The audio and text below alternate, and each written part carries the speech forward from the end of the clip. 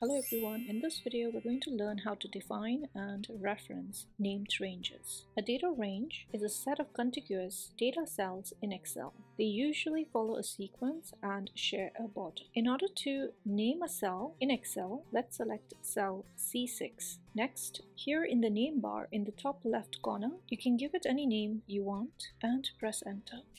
Now you can use this cell as part of your formula. For example, let's take the square root of the cell that we named.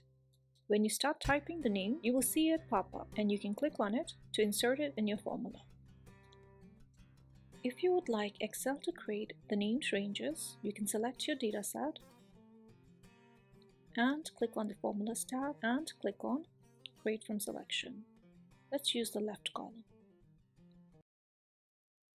If you would like to check whether the named ranges have been created, you can click on Define Name,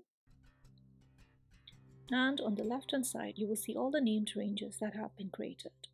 Another way to quickly add a named range is first to select the dataset and then use the name box to name the range. Now you can use this named range as part of your formula. When you start typing the name, it will show up and you can click on it. So we're adding the named range for the year 2010. Now let's say you had a table. I'm converting the data set into a table first.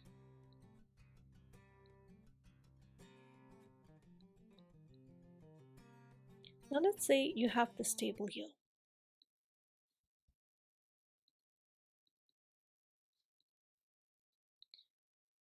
You can also rename this table using the table name box in the properties group. In order to do that, we'll first click on the table and the table design tab will show up. Here the table is called table 1.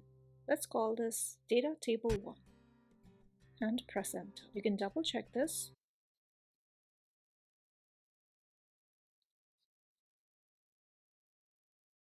Now you can also use the table that you have renamed to be part of your formula.